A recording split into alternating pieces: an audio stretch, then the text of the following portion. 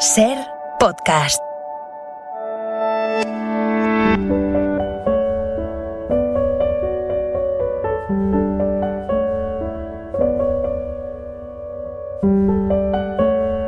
Un libro, una hora.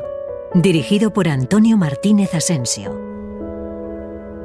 Bienvenidos al podcast de Un libro, una hora. En el episodio de hoy os vamos a contar Colmillo Blanco, de Jack London. Jack London, seudónimo de John Griffith Cheney, nació en San Francisco en 1976 y murió en California en 1916. Es uno de los autores esenciales de la literatura norteamericana, autor de La llamada de la selva, Colmillo Blanco, Lobo de mar o Martín Eden, pero también fue un magnífico autor de relatos. Colmillo Blanco se publicó en 1906. Es una novela magnífica, un disfrute de principio a fin, llena de acción, de emociones, de paisajes extraordinarios, de violencia y de amor. Vamos allá. Un oscuro bosque de abetos se extendía a ambos lados de la helada corriente de agua. El viento había desnudado los árboles de su blanca capa de escarcha y parecían apoyarse los unos en los otros, negros y amenazadores, bajo la luz incierta del atardecer. Así comienza Colmillo Blanco, con la descripción de las salvajes tierras vírgenes, donde un trineo con dos hombres avanza, tirado por perros. Los lobos les persiguen. Cada noche tienen que hacer una gran fogata y así protegerse de ellos. Y cada noche el círculo de ojos relucientes de los lobos se estrecha un poco más. Cada noche desaparece un perro. La líder de la manada es una loba enorme, gris con un ligero matiz rojizo. Un día el trineo vuelca. Uno de los hombres decide entonces enfrentarse a los lobos con los únicos 3 cartuchos que le quedan y jamás regresa. El otro tiene que pasar 2 noches sin dormir, alimentando el fuego y lanzando las brasas a los lobos para defenderse, hasta que en la tercera noche se duerme inevitablemente y los lobos le atacan. Pero antes de que acaben con él, aparecen 4 trineos. Fue la loba la que primero percibió el sonido de las voces humanas y los gimoteos de los perros, y fue la loba la que primero se apartó del hombre arrinconado en su círculo de moribundas llamas. La manada no había querido abandonar una presa a la que había dado caza y permaneció durante varios minutos asegurándose de lo que oía. Poco después también se apartó del camino como había hecho la loba. En la cabeza de la manada va un gran lobo gris. Trota al lado de la loba. Parece inclinado cariñosamente hacia ella, pero cuando se acerca en exceso, ella le gruñe y le muestra los dientes. Tampoco es raro que a veces le lance un mordisco incluso a sus paletillas. Él entonces no muestra cólera alguna, tan solo se hace a un lado y corre, tieso como un pretendiente avergonzado. Al otro lado de la loba corre un lobo viejo y flaco, canoso y marcado con las cicatrices de innumerables batallas. Solo tiene un ojo. También él toca a veces el cuerpo de la loba y recibe la misma respuesta. Atravesaron divisorias bajas y una docena de pequeños riachuelos en una tierra deprimida antes de que su demanda fuera recompensada. Se toparon con unos alces. Fue un enorme macho al que primero encontraron. Él era carne y vida y no estaba protegido por ningún misterioso fuego ni guardado por proyectiles en llamas. Poco después, la manada de lobos se divide en 2 mitades y marchan en diferentes direcciones. La loba, el líder joven a su izquierda y el tuerto y viejo a su derecha, dirigen su mitad de la manada hacia el río Mackenzie y hacia la tierra de los lagos. Cada día, la manada disminuye, de 2 en 2, un macho y una hembra. Los lobos van desertando. De vez en cuando, un macho solitario es expulsado por una acertada dentellada de uno de sus rivales. Al final, solo quedan 4. La loba, el líder joven, el tuerto y un ambicioso lobo de 3 años. Y entonces empiezan las peleas entre los machos. Primero cae el lobo de 3 años, luego se enfrentan el viejo lobo tuerto y el líder joven. Cuando el líder joven cayó en la nieve y no se movió más, Tuerto avanzó hacia la loba. Su porte mostraba una mezcla de triunfo y precaución. Esperaba con toda certeza un rechazo y se sorprendió con la misma certeza cuando los dientes de la loba no se mostraron llenos de furia. Por primera vez le recibió con amabilidad. Rozó su hocico con el suyo e incluso condescendió brincando a su alrededor, retozando y jugando con él en la forma en que lo hacen los cachorros. Como señala el blog de Vicens Vives, el paisaje es tan importante en la novela de Jack London como los propios personajes. Detrás de la lucha por la supervivencia del perro lobo, Jack London nos quería transmitir diferentes mensajes. Primero, que solo los más aptos sobreviven. Las teorías de Charles Darwin sobre la lucha por la vida influyeron en la visión de la naturaleza y la sociedad del autor. Después, que el determinismo pone en duda que las personas sean responsables de sus propios actos y que puedan controlar su destino. De ahí la importancia de la herencia y el medio en el carácter de los personajes. Atraviesan el territorio hasta llegar al río Mackenzie. Durante 2 días, la loba y Tuerto merodean por los alrededores del poblado indio que atrae a la loba, y a solo un par de días de viaje, la loba encuentra lo que ha estado buscando. En un saliente, las tormentas y los deshielos de la primavera han producido una pequeña cueva. La loba penetra por su estrecha entrada. Primero tiene que encogerse y luego las paredes se ensanchan formando una pequeña habitación redonda.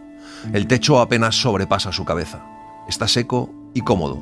Con un suspiro de agotamiento se sienta, estira las patas y se tumba con la cabeza dirigida hacia la entrada. Tuerto se va a cazar. Cuando vuelve, 8 horas después, de la cueva salen leves y extraños ruidos. Su compañera le advirtió, muy irritada, que se alejara, y él se dio media vuelta y se tumbó a dormir en la entrada. Cuando llegó la mañana y una tenue luz penetró en el cubil, él volvió a investigar la procedencia de aquellos ruidos remotamente familiares. Había una nota nueva en el gruñido de advertencia de su compañera. Era una nota de celos y él tuvo cuidado de mantener una distancia prudencial. Sin embargo, descubrió, recogidos entre sus patas y a lo largo de su cuerpo, 5 extrañas y pequeñas bolitas de vida, muy frágiles, muy indefensas, emitiendo pequeños gemidos con unos ojos que no se abrían a la luz. El instinto de paternidad es muy fuerte en Tuerto y cada día sale a buscar comida para la loba y sus cachorros. En la camada hay un cachorro diferente a sus hermanos y hermanas. El pelo de todos evidencia el tono rojo heredado de su madre, mientras que el de este cachorro es totalmente gris. Ha heredado la verdadera raza de los lobos. La mayor parte de su primer mes de vida lo pasa durmiendo. Es, con mucho, el más fiero de la camada. Emite un áspero gruñido mucho más alto que el de los otros. Sus pequeñas cóleras son más temibles que las de los demás y desde luego es él el que causa más problemas a la madre loba cuando trata de retirar a la camada de la boca de la caverna. Como la mayoría de las criaturas de las tierras vírgenes, muy pronto experimentó lo que era el hambre. Llegó un tiempo en el que no solo cesó el suministro de carne, sino también en el que la leche dejó de salir del pecho de su madre. Al principio, los cachorros gimieron y lloraron, pero la mayor parte del tiempo durmieron. Tuerto está desesperado por buscar comida, recorre grandes distancias y duerme muy poco en el cubil. El cachorro gris se da cuenta de que el número de los habitantes de su mundo se reduce. Todos sus hermanos van desapareciendo y también deja de ver a su padre. La madre loba sale a buscar alimento y cuando se queda solo, el cachorro gris siente miedo. Es una herencia que ha recibido directamente de Tuerto y de la loba, pero a ella también les llegó a través de generaciones de lobos. El miedo es un legado de las tierras vírgenes, al que ningún animal puede escapar. Pero aún así, un día decide atravesar la pared blanca de su cubil, la luz, y de pronto se ve a sí mismo a la entrada de la cueva. Se acurruca y contempla el mundo. Se le eriza el pelo del lomo y su hocico se frunce intentando reproducir un gruñido feroz y amenazador. Desde su insignificancia y su terror, reta y amenaza al ancho mundo. El cachorro gris había vivido siempre en un suelo nivelado. Nunca había experimentado lo que era el dolor de una caída. Por eso dio un paso con audacia en el vacío. Sus patas traseras todavía estaban en la puerta de la cueva, así que cayó hacia adelante de cabeza. La tierra le propinó un buen golpe en el hocico que le hizo aullar de dolor. Entonces comenzó a rodar por la pendiente. Cuando por fin se detiene, emite un aullido agónico y luego un lastimoso gemido, y procede a lamerse. El lobezno ha roto la pared del mundo y allí está, sin daño alguno. Una ardilla que corre alrededor de la base del tronco se acerca y le da un buen susto, pero la ardilla se asusta también y se sube corriendo al árbol, lo que ayuda a incrementar el coraje del lobezno. Avanza con mucha torpeza, a veces pierde el paso y se golpea el hocico, pero cuanto más camina, mejor lo hace. De pura casualidad se encuentra con un nido con 7 polluelos. Al principio se asusta de ellos, pero ve que son muy pequeños. Pone la pata sobre uno de ellos y sus movimientos se aceleran, lo olfatea y se lo lleva a la boca. Lo siente en la lengua y le hace cosquillas. Sus mandíbulas se cierran. Comienza a masticar los frágiles huesos y la sangre caliente corre por su boca. El sabor es bueno, así que se come la nidada completa y sale del arbusto, y allí le sorprende la madre de los polluelos. El lobezno esconde la cabeza entre las patas delanteras y chilla. Los golpes con el pico se incrementan. Entonces se decide atacar y muerde el ala del ave, que se debate para soltarse. La emoción del lobezno era tremenda. Toda la sangre combativa de su especie bullía dentro de él y brotaba por todo su cuerpo. Aquello era vivir, aunque no lo supiera. Se estaba dando cuenta de su propio significado en el mundo. Estaba haciendo aquello para lo que había nacido: matar y luchar para matar. Estaba justificando su existencia, lo más grande que la vida puede ofrecer, ya que la vida alcanza su cima cuando realiza aquello para lo que ha sido designada. Cuando sale huyendo del ave, descubre el agua y, tras casi ahogarse, aprende enseguida a nadar. Y para colmo, cuando logra salir del agua se encuentra con una comadreja que le persigue y de hecho le atrapa por el cuello. El cachorro chilla y hubiera muerto si no es porque la loba aparece en ese momento saltando entre los arbustos. Tras matar a la comadreja, le mima y le lame las heridas. El desarrollo del lobezno es rápido. En sus vagabundeos ya no se pierde y cada vez vaga por un área más extensa. Comienza a tener una idea exacta de su fortaleza y de su debilidad, y aprende a distinguir cuándo debe ser audaz y cuándo cauto. Y un día descubre al hombre. Pasó de largo el pino marchito, atravesó el espacio abierto y corrió por entre los árboles. Entonces, en el mismo instante, vio y olió. Ante él, acuclillados en silencio, se encontraban 5 cosas vivas cuyo aspecto no había visto antes. Fue su primera visión de la especie humana, pero al divisarlo, ninguno de los 5 hombres se levantó, ni le enseñaron los dientes, ni gruñeron. No se movieron, sino que permanecieron sentados, silenciosos y siniestros. Tampoco se movió el cachorro. Todos los instintos de su naturaleza le dicen que huya de aquel lugar, a todo correr, pero por primera vez se despierta en él el instinto contrario. Se queda inmóvil por la insuperable sensación de su propia debilidad e insignificancia. De forma confusa reconoce al hombre como el animal que ha alcanzado la supremacía entre los demás animales de lo salvaje. Contempla al hombre no solo a través de sus ojos, sino a través de los de todos sus antecesores. Uno de los hombres, un indio, se levanta y se detiene ante él. El lobezno se agazapa más todavía en el suelo. Su pelo se erizó involuntariamente. Frunció el hocico y sus blancos colmillos quedaron al descubierto. La mano extendida sobre él, como un fatídico hado, vaciló y el hombre dijo unas palabras riendo. «¡Mira los colmillos blancos!». Los otros indios se echaron a reír y animaron al hombre a que cogiera al cachorro. El lobezno experimenta 2 grandes impulsos: ceder o luchar, y hace ambas cosas. Cede hasta que la mano casi le roza y luego muerde. Al instante recibe un manotazo en la cabeza y todo deseo de lucha desaparece. Se sienta y comienza a gemir. Pero el hombre cuya mano ha mordido le pega otro manotazo. El lobezno gime con más intensidad. Los 4 indios se echan a reír. En mitad de aquel alboroto, el cachorro oye algo. Deja de gemir y espera que llegue su madre, feroz e indomable, que lucha y aniquila todas las cosas y que nunca tiene miedo. De un salto se sitúa entre ellos la loba. El lobezno emite un aullido de alegría y brinca para unirse a ella, mientras los animales hombre retroceden varios pasos. Entonces un hombre gritó: «¡Quiche!». Fue lo que pronunció. Era una exclamación de sorpresa.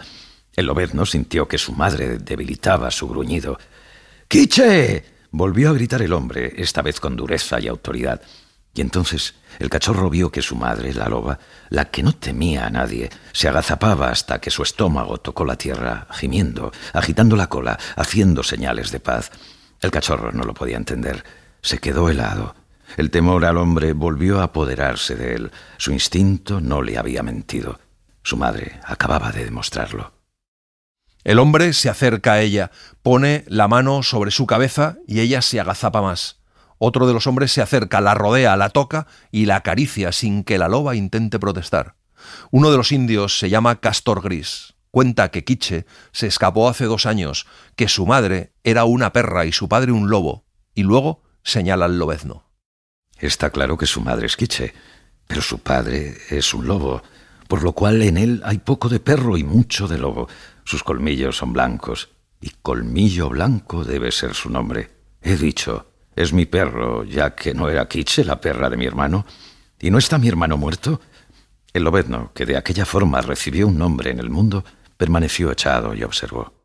Al poco tiempo de la publicación de Colmillo Blanco, Jack London fue blanco de la controversia de los falsificadores de la naturaleza, un debate literario que evidenció el conflicto entre la ciencia y los sentimientos en las obras populares sobre el mundo natural.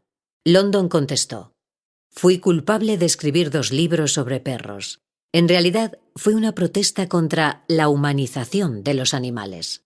Mis perros héroes no estaban guiados por razonamiento abstracto, sino por instinto, sensación y emoción, así como razonamiento simple.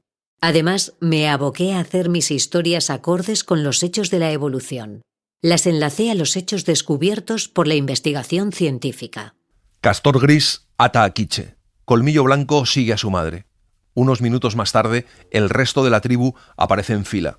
Hay más hombres y mujeres y niños que suman unos 40 y todos van pesadamente cargados con los útiles del campamento y otras herramientas. También hay muchos perros igualmente cargados. Colmillo Blanco no ha visto un perro jamás, pero al contemplarlos siente que son de su propia especie, aunque algo diferentes. Cuando descubren al cachorro y a su madre, se produce un alboroto. A Colmillo Blanco se le eriza el pelo y gruñe cuando le ataca la jauría. Puede oír el gruñido de Quiche mientras lucha por él, el sonido de los palos golpeando los cuerpos y los aullidos de dolor de los perros. Y aunque en su mente no había una concepción clara de algo tan abstracto como era la justicia, sin embargo, a su manera, sintió la justicia de los animales hombre y los conoció por lo que eran: creadores de la ley y ejecutores de la ley. También apreció el poder con el que la administraban. De distinta forma, los demás animales con los que se había encontrado no mordían ni daban zarpazos, reforzaban su fuerza con el poder de cosas muertas. Las cosas muertas cumplían sus órdenes. Así, los palos y las piedras, dirigidos por aquellas extrañas criaturas, saltaban por el aire como cosas vivas, causando insoportables dolores a los perros. Los hombres continúan su marcha. Uno de los niños coge el palo del que va atada Quiche y echa a andar. Colmillo Blanco le sigue, valle abajo, siguiendo el curso del río, hasta que se une al Mackenzie. Allí montan el campamento. A Colmillo Blanco le impresionan los tipis que se levantan enseguida alrededor de él, ocupando todo su campo de visión. Su curiosidad innata le hace alejarse de su madre, que sigue atada, para explorar el campamento. Y así conoce a Hocicos, un joven cachorro de perro, algo más grande y mayor que él, que se convierte en su pesadilla. Su primer encuentro se salda con una herida profunda en la paletilla de Colmillo Blanco. Se convierten rápidamente en enemigos. Quiche lamió suavemente a Colmillo Blanco e intentó que se quedara a su lado, pero su curiosidad era desenfrenada y pocos minutos después probó fortuna en una nueva búsqueda. Se acercó a uno de los animales hombre, Castor Gris, que estaba sentado en cuclillas haciendo algo con unos palos y musgo seco esparcido a su alrededor en el suelo. Colmillo Blanco se acercó y observó. De pronto vio una cosa extraña, como niebla que comenzaba a levantarse desde los palos y el musgo que había bajo las manos de Castor Gris. Entonces, entre los palos, apareció una cosa viviente, retorciéndose y revolviéndose de un color como el del sol del firmamento. Colmillo Blanco no sabe nada del fuego, pero le atrae tanto que se acerca a olerlo, y cuando su hocico toca la llama, siente el peor dolor que jamás ha experimentado. Todos se ríen de él, y entonces la vergüenza se apodera de Colmillo Blanco. Sabe lo que significa la risa y le hiere el ánimo. Cuando se hace de noche, Colmillo Blanco está junto a su madre. Tiene melancolía de su hogar. La vida se ha llenado de animales hombre que hacen ruidos, de perros siempre riñendo y disputando. Los días reportan mucha experiencia a Colmillo Blanco. Durante el tiempo en el que Quiche está atada, recorre todo el campamento indagando, investigando y aprendiendo. Conoce con rapidez muchas de las costumbres de los animales hombre. Cuanto más los conoce, más le demuestran su misterioso poder y mayor es su apariencia de dioses. Se da cuenta de que, como su madre, les ha rendido su lealtad. Les cede el paso. Cuando ellos llaman, acude. Cuando amenazan, se acobarda. Porque detrás de cualquier deseo de los hombres está su poder para ejecutarlo. Pero aquella renuncia a su cuerpo y a su alma no ocurre en un día, claro. No pudo olvidar de inmediato su herencia selvática y sus recuerdos de lo salvaje. Hubo días en los que se aventuró hasta el límite del bosque y allí se quedaba quieto, escuchando el sonido de una lejana llamada. Y siempre regresaba desasosegado e intranquilo para gemir con suavidad y melancolía junto a Quiche y para lamer su rostro con ansia y perplejidad. Colmillo Blanco aprende con rapidez las costumbres del campamento, pero su ruina es Hocicos. Ha elegido a Colmillo Blanco como el objetivo de sus persecuciones. El efecto que aquello tiene sobre Colmillo Blanco no es acobardarle, sino hacerle malo y hosco. Su carácter se torna más salvaje con aquella inacabable persecución. Hocicos, así, arrebata a Colmillo Blanco buena parte de su vida como cachorro y hace envejecer su carácter. Un día, Colmillo Blanco se las ingenia para hacer caer a Hocicos entre las mandíbulas de Quiche, y este recibe al fin una buena paliza, pero la protección de su madre acaba pronto porque Castor Gris está en deuda con Tres Águilas y Quiche es el importe de esa deuda. Tres Águilas se la lleva en canoa un día, río abajo. Colmillo Blanco se tira al agua para seguirla, pero no la alcanza. Castor Gris tiene que ir a por Colmillo Blanco en su canoa incluso, y por ello recibe Colmillo Blanco su primera gran paliza. Pero no siempre su esclavitud fue desgraciada. Había muchas cosas que le interesaban. Siempre pasaba algo. Las cosas extrañas que hacían los dioses no acababan nunca y sentía curiosidad por ellas. Obediencia rígida, estricta obediencia era lo que se esperaba de él, y a cambio conseguía escapar de las palizas y que su existencia discurriera de forma tolerable. Hocicos continúa oscureciendo sus días de tal forma que Colmillo Blanco se vuelve más astuto y feroz de lo que es por naturaleza, y así se convierte en un proscrito en mitad del populoso campamento. Todos los perros jóvenes siguen a Hocicos. Existe una diferencia entre Colmillo Blanco y ellos. Del acoso de la jauría aprende dos cosas importantes: cómo cuidar de sí mismo en los ataques en masa y cómo, en una disputa con un solo perro, infligir el mayor daño en el menor tiempo posible. Durante aquel periodo de su desarrollo no conoce un momento de tranquilidad. Vive en tensión, siempre en vilo. El código que aprende es el de la obediencia a los poderosos y la opresión a los débiles. Para enfrentarse con el peligro constante, el dolor e incluso la destrucción, sus facultades predadoras y de autoprotección se desarrollaron en exceso. Se volvió más rápido en sus movimientos que los demás perros, más veloz en su carrera, más astuto, más escurridizo, más ágil, más esbelto, con músculos y nervios de acero, más resistente, más cruel, más feroz y más inteligente. Tuvo que convertirse en todas aquellas cosas, ya que, de otra forma, no habría podido mantenerse a sí mismo, ni habría sido capaz de sobrevivir al entorno hostil en el que se hallaba. En el otoño, Colmillo Blanco tiene la oportunidad de escaparse. El campamento de verano empieza a desmantelarse y la tribu se prepara para la caza del otoño. Colmillo Blanco decide quedarse atrás, espera su oportunidad y en un momento escapa hacia el bosque. Se queda esa noche durmiendo durante horas en un denso matorral y despierta con la voz de Castor Gris llamándole por su nombre. Colmillo Blanco tiembla de miedo y aunque siente el impulso de salir se resiste. Luego juguetea entre los árboles, saboreando su libertad. Pero entonces se da cuenta de su soledad. Y luego llega el frío y se acuerda del campamento y el resplandor de las hogueras. Allí no hay carne, no hay nada a excepción de un amenazador e incomestible silencio. Su esclavitud le ha debilitado, ha olvidado cómo mantenerse a sí mismo. Entonces echa a correr de nuevo hacia el campamento. Se acercó al lugar en el que se había levantado el tipi de Castor Gris. En el centro del espacio que había ocupado se sentó. Señaló a la luna con la punta de su nariz. Su garganta se vio sacudida por rígidos espasmos, su boca se abrió y un grito desolador expresó su soledad y su miedo, su dolor por Quiche, todas sus pasadas penas y tristezas, así como su temor al sufrimiento y a los peligros que habían de llegar. Era el largo aullido del lobo, profundo y lastimero, el primer aullido que pronunció. Por la mañana se lanza a seguir el rastro de la tribu y corre durante todo el día y toda la noche, hasta que al fin ve el resplandor del fuego. Se acerca hasta ver a Castor Gris sentado en cuclillas, masticando un trozo de sebo crudo. Colmillo Blanco se espera una paliza, se acurruca y se le eriza el pelo mientras avanza. Se acerca reptando y arrastrándose hacia el fuego. Castor Gris lo ve y deja de masticar el sebo. Colmillo Blanco se arrastra directamente hacia Castor Gris. Cada pulgada en su progreso es más lenta y más dolorosa. Por fin yace a los pies de su amo. Pero Castor Gris no le castiga. Al revés, corta un trozo de sebo en dos y le da a Colmillo Blanco una parte. Y Colmillo Blanco la devora. Castor Gris ordenó que le trajeran comida y le protegió de los demás perros mientras comía.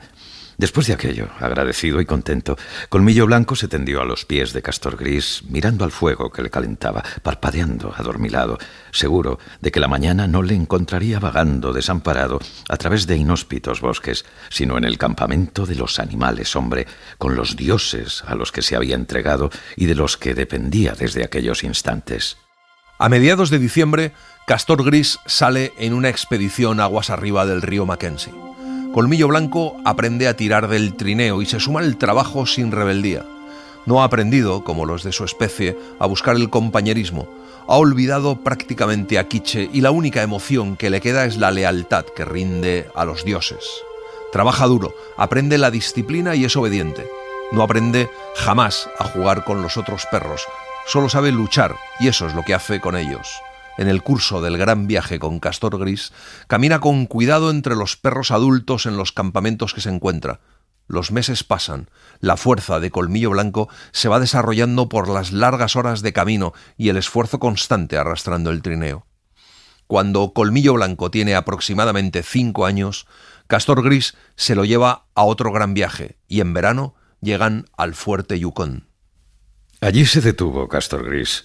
Un rumor sobre la fiebre del oro había llegado a sus oídos y apareció en el fuerte con muchos fardos de pieles y otros de mocasines y guantes elaborados con tripas de animal bien cosidas. No se habría arriesgado a un viaje tan largo de no haber esperado grandes beneficios. Y como un verdadero indio, se dispuso a comerciar con cuidado y tiempo, aunque la venta de sus bienes se prolongara durante el verano y el invierno enteros. Y en el fuerte Yukon es donde Colmillo Blanco ve a los primeros hombres blancos. Para él son otra raza de seres, una raza superior. Le impresionan porque tiene la sensación de que poseen un poder mayor, como le impresionan las casas y el gran fuerte. Castor Gris le parece un niño dios entre aquellos de piel blanca. Pero si los hombres blancos son todopoderosos, sus perros son todo lo contrario. Y ninguno de ellos sabe luchar. Aprende a derribar y a morder la garganta de algún perro porque se da cuenta de que la jauría se echa luego encima para hacer el trabajo sucio, y así no le echan la culpa a él de la muerte. Al principio, matar a los perros del hombre blanco es una diversión. Después, se convierte en su ocupación mientras Castor Gris comercia. Si hocicos no hubiera existido, habría pasado sus primeros años con los demás cachorros y habría crecido más como un perro, desarrollando su afecto hacia ellos. Si Castor Gris le hubiera demostrado algo de cariño y afecto, habría conocido la profundidad de la naturaleza de Colmillo Blanco y habría conseguido que afloraran todo tipo de bondadosas cualidades. Pero no había sido así. El barro de Colmillo Blanco había sido modelado hasta convertirle en lo que era. Una criatura hosca y solitaria, fría y feroz, el enemigo de toda su especie. En el fuerte Yukon vive un número reducido de hombres blancos. Hay uno entre ellos que disfruta especialmente de las luchas y las victorias de Colmillo Blanco y siempre le mira con codicia. Los hombres del fuerte le llaman Guapo Smith, pero es cualquier cosa menos guapo. Su cabeza casi es deforme, sus rasgos extraños, es una monstruosidad y además es conocido como un cobarde llorón y sin voluntad. Hace la comida para los demás hombres del fuerte, lava los platos y hace todo el trabajo penoso. Cuando intenta acercarse a Colmillo Blanco, este eriza su pelo, desnuda sus dientes y él se retira.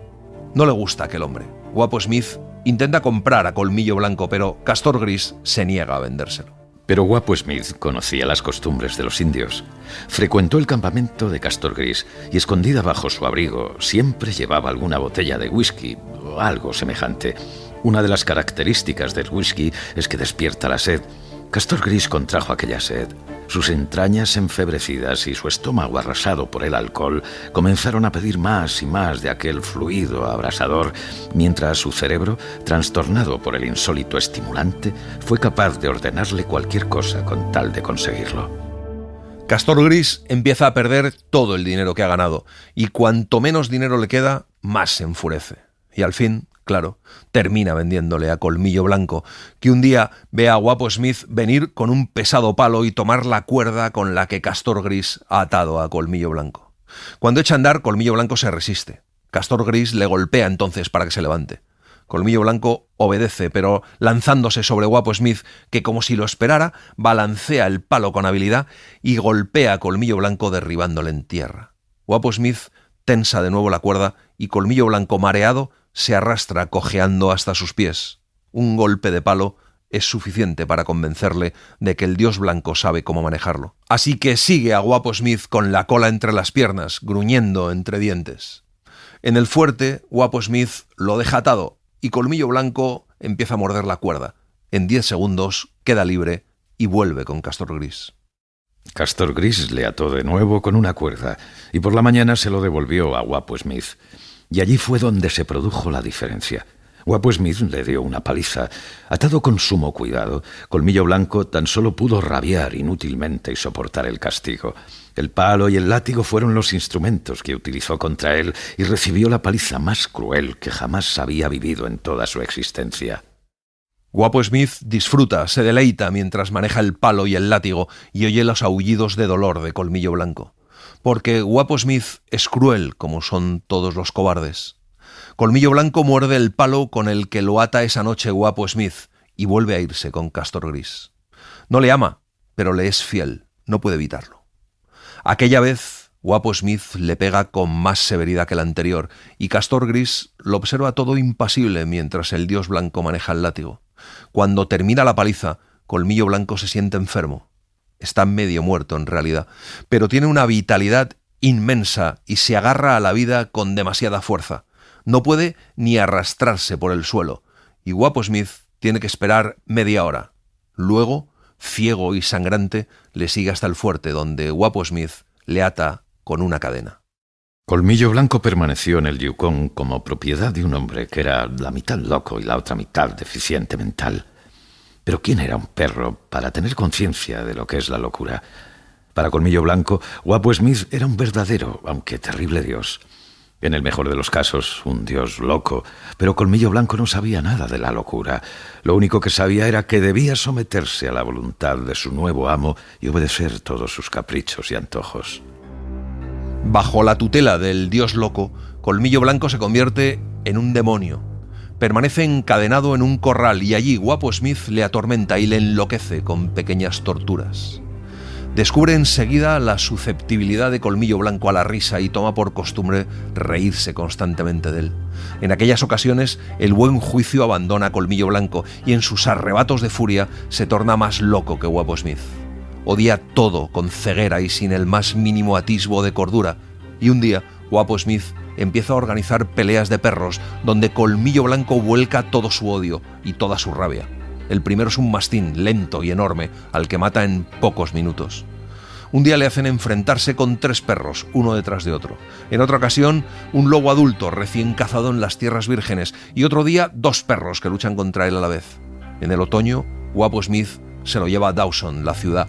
Allí se enfrenta a todo tipo de razas y de tamaños de perros. Jamás conoce la derrota. Termina luchando hasta con un lince.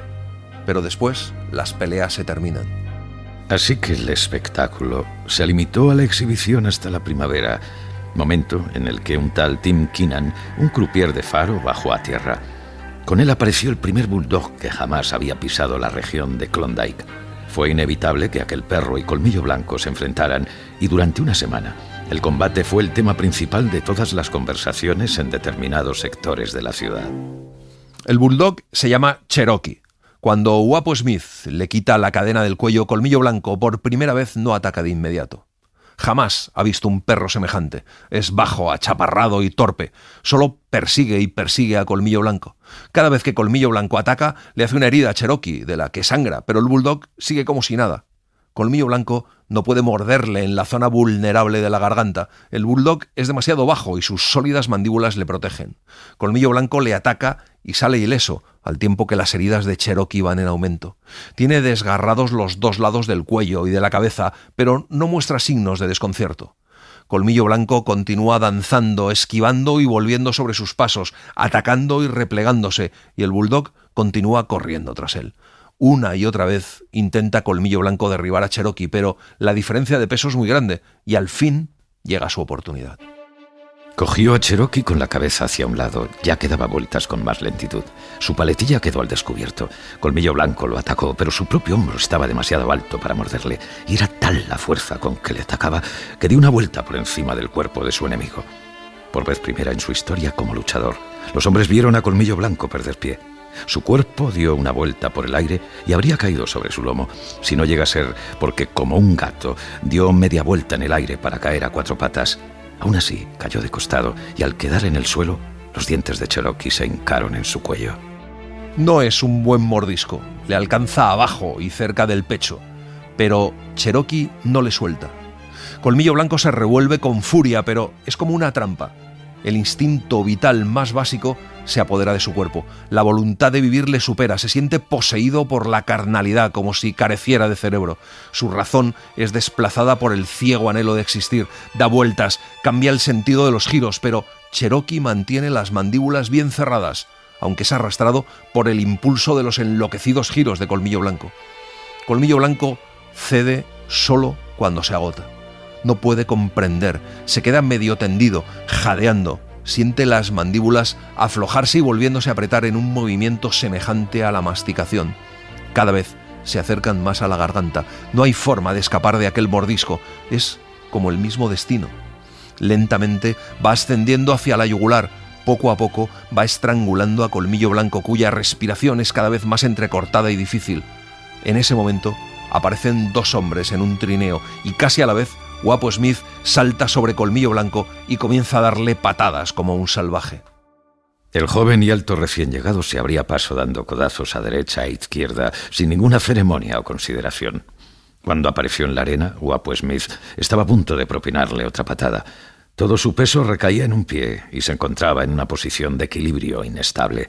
En aquel momento, el recién llegado le asestó un puñetazo brutal en todo el rostro.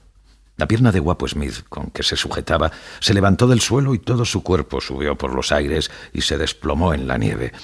El recién llegado se volvió a la multitud. ¡Cobardes!, gritó. ¡Bestias! Guapo Smith se va hacia él y el recién llegado le vuelve a pegar un puñetazo. Guapo Smith ya no se levanta. Luego, el recién llegado pide a su compañero que le ayude y ambos se agachan sobre los 2 perros. El dueño del bulldog no puede hacer que Cherokee suelte el mordisco, así que el recién llegado saca su pistola y metiendo el cañón entre los dientes del bulldog va poco a poco haciendo palanca hasta que suelta a Colmillo Blanco. Entonces, entre los 2, cogen a Colmillo Blanco del suelo y se lo llevan al trineo. El recién llegado le lanza $150 a Guapo Smith y le dice que el perro es suyo. Es Weedon Scott, uno de los expertos más cualificados en minería. Él y el conductor del trineo, Matt, se llevan a Colmillo Blanco a su cabaña. Muchos críticos señalan que Colmillo Blanco es la viva representación del conflicto existente entre el amor y el odio, que ha sido objeto de fuertes debates entre los hombres y los animales. Jack London nos cuenta la historia desde el punto de vista del animal, no de los personajes humanos. Esto nos permite empatizar con Colmillo Blanco, conocer sus sentimientos, miedos e inquietudes. Nos hace partícipes de sus reflexiones, tiene sentimientos y capacidad para diferenciar el bien y el mal. Esta novela para muchos críticos representa una autobiografía de su propio autor. Colmillo Blanco se recupera poco a poco en la cabaña de Weedon Scott, que lo primero que hace es desenganchar la cadena del collar de Colmillo Blanco. Colmillo Blanco apenas pudo creer que estaba libre. Habían pasado muchos meses desde que pasara a posesión de Guapo Smith y en todo aquel tiempo no había conocido un momento de libertad, exceptuando las veces en que había sido soltado para luchar con otros perros. Inmediatamente después de tales peleas volvía a ser aprisionado. No sabía qué hacer. Quizás los dioses estaban a punto de perpetrar alguna nueva maldad sobre él. Colmillo Blanco se aparta de los 2 dioses que le observan y camina hasta una esquina de la cabaña. No ocurre nada. Scott cree que lo que Colmillo Blanco necesita es una demostración de amabilidad. Va a por un trozo de carne y se la tira. En ese momento otro perro se adelanta y Colmillo Blanco le asesta un mordisco rapidísimo y lo mata. Cuando Matt se acerca a él, Colmillo Blanco también le muerde. Scott camina hacia Colmillo Blanco y comienza a hablarle con dulzura y amabilidad, intentando ganarse la confianza de Colmillo Blanco. Colmillo Blanco desconfiaba. Algo se cernía sobre él. Había matado a un perro de aquel dios. Había mordido a su compañero. ¿Y qué más podía esperar sino un terrible castigo? Pero a pesar de todo, era indomable.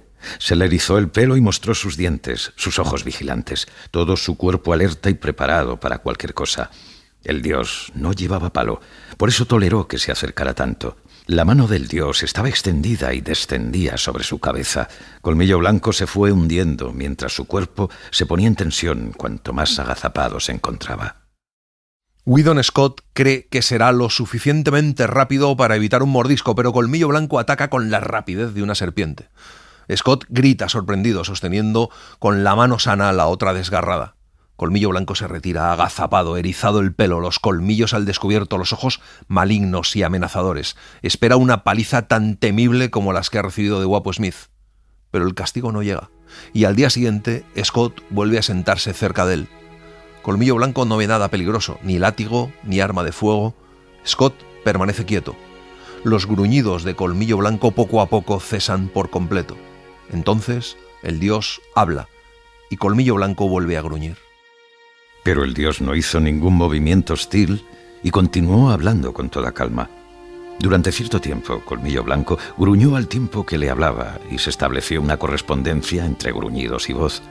Pero el dios hablaba de forma interminable, hablaba a Colmillo Blanco de una forma que jamás había oído. Lo hacía con dulzura y suavidad, con una amabilidad que de alguna manera, en algún lugar de sus entrañas, hacía efecto a Colmillo Blanco. A pesar de sí mismo y de todas las punzantes advertencias de sus instintos, comenzó a albergar confianza en aquel dios. Sentía una seguridad que siempre había sido defraudada en sus relaciones con el hombre. Scott entra en la cabaña y vuelve con carne. Le tira un trozo y Colmillo Blanco lo huele mientras mantiene sus ojos sobre el dios. Cuando se la come, Scott le ofrece otro trozo. De nuevo rechaza aceptarla de su mano y de nuevo Scott se la arroja. Esto se repite varias veces, pero una vez el dios no quiere tirársela. La mantiene en su mano y con tenacidad se la ofrece. La carne es buena y Colmillo Blanco está hambriento. Poco a poco, con infinita cautela, se aproxima a la mano y al fin se decide a aceptarla de él. Jamás aparta sus ojos del dios, mantiene la cabeza muy hacia adelante, con las orejas hacia atrás y el pelo involuntariamente levantado. Trozo a trozo, come y no pasa nada. Se lame el hocico y espera. El dios volvió a su conversación. En su voz se advertía la amabilidad, algo que Colmillo Blanco no había experimentado jamás, y en él se despertaron sentimientos que tampoco había experimentado nunca. Era consciente de una extraña satisfacción, como si alguna necesidad estuviera siendo cubierta, como si un vacío en su ser se estuviera colmando. Pero tiene que luchar contra sus instintos y la advertencia de su pasada experiencia. Allí está la mano del hombre, astuta para producir el dolor, extendiéndose hacia él, descendiendo sobre su cabeza. Pero el dios continúa hablando y a pesar de la mano amenazadora, la voz inspira confianza. Colmillo Blanco se debate entre sentimientos e impulsos contrarios y cede, gruñe, eriza el pelo y baja sus orejas, pero ni muerde ni huye. La mano se acerca más y más, toca las puntas de sus erizados pelos. Él se hunde más, estremeciéndose. La mano le toca y viola todos sus instintos. No se puede olvidar en un día todo el mal que le han causado las manos de los hombres, pero lucha por someterse. El dios hablaba sin parar, con la misma dulzura, y su mano se levantaba y descendía siempre acariciándole sin hostilidad. Colmillo Blanco expresó sus sentimientos duales. Para su instinto era algo desagradable. Le limitaba y se oponía a su deseo de libertad, y sin embargo no era doloroso físicamente. Por el contrario, incluso era placentero. Las caricias lentas y cuidadosas se convirtieron en ligeros frotamientos a la altura de las orejas, y el placer físico aumentó un poco. Es el comienzo del fin para Colmillo Blanco, el fin de la vieja vida y del reino del odio. Por parte de Weedon Scott exige mucha reflexión y una paciencia infinita, y por la de Colmillo Blanco, nada menos que una revolución. Weedon Scott ha llegado hasta las raíces de la naturaleza de Colmillo Blanco y con su amabilidad despierta potencialidades que han languidecido por completo. una de aquellas potencialidades es el amor. La llamada de lo salvaje, de 1903, es como la imagen especular de Colmillo Blanco, de 1906. Ambas historias no solo nos hablan de la interacción entre el perro y el hombre, de la domesticación y el regreso a los orígenes, sino también de la naturaleza, de la brutalidad de ésta, de cómo las situaciones que vivimos nos condicionan y nos forjan de una forma determinada, muy diferente a cómo seríamos si hubiésemos vivido en otras. También son dos obras que hablan de la fuerza, de cuando ésta se ejerce de un modo negativo para someter a otros seres, y de cómo el amor establece lazos mucho más sólidos que los que pueda provocar el miedo. Pero aquel amor no llega en un día. Colmillo Blanco no huye, aunque le permiten andar suelto, porque le gusta aquel nuevo dios. Weedon Scott se ha impuesto la tarea de redimir a Colmillo Blanco, así que muchas veces abandona sus tareas para ocuparse exclusivamente del lobo guerrero. Cada día dedica un tiempo a acariciar y mimar a Colmillo Blanco y lo hace durante mucho rato. Y Colmillo Blanco comienza a sentir gusto por aquellos mimos, aunque sigue gruñendo, y Scott percibe una nueva nota camuflada en su ferocidad. Con el paso de los días, la evolución del gusto hacia el amor se aceleraba. Colmillo Blanco comenzó a sentirse consciente de ello, aunque en su conciencia no sabía lo que era el amor. Se le manifestaba como un vacío en su ser, un hambriento vacío, doloroso, anhelante, que suplicaba ser colmado. Era un dolor y un desasosiego que solo hallaba consuelo en presencia de su nuevo Dios. En aquellas ocasiones, el amor era una alegría para él, una satisfacción salvaje y estremecedora. Pero cuando estaba lejos de su Dios, el dolor y el desasosiego regresaban. El vacío que había dentro de él le asaltaba y comprimía con su oquedad, y aquella especie de hambre le corroía incesantemente. Por la noche, cuando el dios regresa a casa, Colmillo Blanco abandona el cálido lugar en el que duerme enterrado en la nieve para recibir un amistoso golpecito y una palabra de saludo. Pero Colmillo Blanco no es muy expresivo. Es dueño de sí mismo en exceso y confía en su propia soledad. Solo en sus ojos inmóviles e inquietos expresa el amor que siente por su Dios. Y para lo que no está preparado es para su ausencia. La primera vez que Scott se va de viaje, Colmillo Blanco deja de comer, como si se dejara morir, hasta el punto de que Matt termina escribiendo a Scott pidiéndole que vuelva. Y cuando lo hace, Colmillo Blanco no se precipita hacia él, se acerca sin correr, pero con rapidez, y sus ojos adoptan una extraña expresión, una incomunicable vastedad de sentimientos, como una luz resplandeciente. Weedon Scott estaba en cuclillas, con el rostro muy cerca del de Colmillo Blanco, mirándole, frotando la base de las orejas, haciéndole largas y cariñosas caricias en el cuello y las paletillas, pasándole la mano por el lomo con las yemas de sus dedos. Y Colmillo Blanco gruñía, y en su gemido se apreciaba la nota cantarina más que nunca. Pero aquello no era todo. Su alegría, el gran amor que sentía por él, siempre brotando y luchando por expresarse, logró encontrar su forma de expresión. De pronto, proyectó su cabeza hacia adelante y empujó ligeramente a su amo entre el brazo y el cuerpo. Y allí, encerrado, escondido exceptuando las orejas, sin gruñir más, continuó empujando y arrimándose amorosamente. Un día, Colmillo Blanco siente que una calamidad se acerca. Se da cuenta por los movimientos de Scott, al verle hacer la maleta. Scott ha decidido volver a California y decide que Colmillo Blanco no puede acompañarle. No es tierra para un lobo, es imposible. Colmillo Blanco empieza a ponerse malo, y el día que Scott se marcha, cuando ya está subido al barco, se encuentra con Colmillo Blanco sentado en la cubierta. Ha escapado rompiendo una ventana y se niega a separarse de él.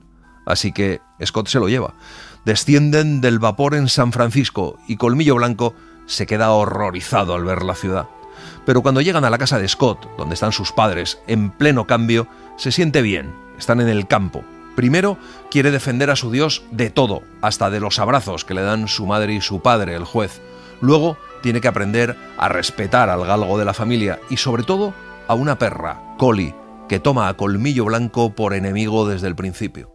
No solo era Colmillo Blanco un ser adaptable por naturaleza, sino que había viajado mucho y conocía el significado y la necesidad de la adaptación. Allí, en Sierra Vista, que era el nombre de la finca del juez Scott, Colmillo Blanco comenzó rápidamente a hacer de ella un hogar. No tiene problemas serios con los perros y aprende a conocer y a aceptar a la extensa familia de Scott. No solo los padres de Scott, sino sus 2 hermanas, su mujer y sus hijos. Va aprendiendo poco a poco la intimidad y el grado de favoritismo del que disfruta cada uno con respecto a su amo. Y siguiendo ese patrón, Colmillo Blanco los trata en consecuencia. Colmillo Blanco termina permitiendo que todos los miembros de la familia le mimen, pero nunca les da tanto como a su amo. Eso sí, aunque pasa el tiempo, Collie no le da un momento de paz. Hasta que, pasado un tiempo, un día, ella le instiga a una larga persecución a través de las praderas hacia los bosques. Scott está ese día esperándole para un paseo a caballo. Colmillo Blanco vaciló, pero en él había algo mucho más profundo que la ley que había aprendido, que las costumbres que le habían modelado, que su amor por el amo, que la misma voluntad de vivir. Y cuando en el momento de indecisión Collie le mordió y salió huyendo, él se volvió y la siguió. El amo cabalgó solo aquel día. En los bosques, uno junto al otro, Colmillo Blanco corrió con Collie, como su madre, Quiche, y el viejo tuerto habían corrido hacía muchos años atravesando el silencio en los bosques de las tierras del norte. En aquella época los periódicos hablan de un hombre terrible que se ha escapado de la cárcel y al que encarceló el juez Scott. Tiempo después, una noche, Colmillo Blanco se despierta y olfatea el olor que impregna a aquel hombre que está dentro de la casa. Colmillo Blanco le ataca, pero el hombre no solo es muy fuerte, es enorme, sino que además lleva una pistola. Cuando la familia se despierta por el ruido de la pelea, se encuentran con el hombre muerto, con la garganta abierta, pero a Colmillo Blanco tendido de costado, mal herido. Tiene 2 disparos. El cirujano dice que tiene una oportunidad de sobrevivir entre 1 millar. Colmillo Blanco recibe todo el cuidado necesario y sale vencedor de aquella única oportunidad entre 10.000 que le negaba el cirujano. Entonces llegó el día en que el último vendaje y la última escayola fueron retirados. Fue un día de júbilo. Toda Sierra Vista se reunió a su alrededor. El amo le frotaba las orejas y él emitía su gruñido cantarín. La mujer del amo le llamó Lobo Bendito, nombre que levantó aplausos, y todas las mujeres le llamaron así. Colmillo Blanco se arrastra hasta el exterior. Llega a los establos donde yace tumbada Collie, con una docena de cachorros gordinflones jugando alrededor de ella bajo el sol. Colmillo Blanco los mira perplejo. Un cachorro se espanzurra delante de él. Colmillo Blanco le observa con curiosidad. Luego, sus hocicos se tocan y siente la cálida lengua del cachorro en su papada. Entonces, la lengua de Colmillo Blanco sale de su boca y lame el rostro del cachorro. Luego, la debilidad se apoderó de él y se tumbó, con las orejas puntiagudas y la cabeza ladeada, mientras contemplaba la bolita de pelo. Los otros cachorros se acercaron a él, tambaleándose, a pesar del gran disgusto de Collie. Colmillo Blanco, muy serio, les permitió que treparan y retozaran encima de él.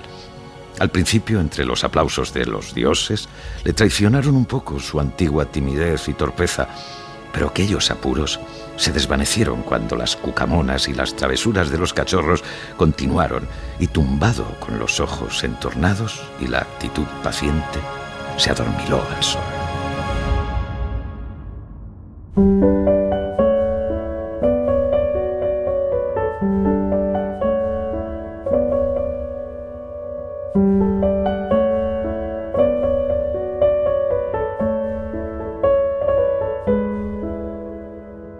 Y así les hemos contado Colmillo Blanco de Jack London.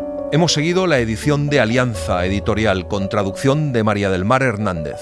Gracias por estar ahí y gracias por leer. Un libro, una hora, en la cadena SER. Un programa escrito y dirigido por Antonio Martínez Asensio, con la voz de Eugenio Barona y la participación de Olga Hernán Gómez.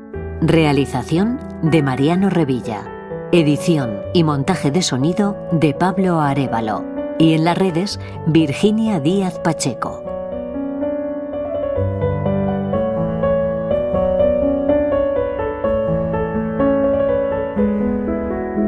Suscríbete a Un Libro, una hora. Todos los episodios y contenidos adicionales en la app de Cadena SER y en nuestros canales de Apple Podcast, Spotify, iVoox, Google Podcast y YouTube. Escúchanos en directo en la SER los domingos a las 5 de la mañana.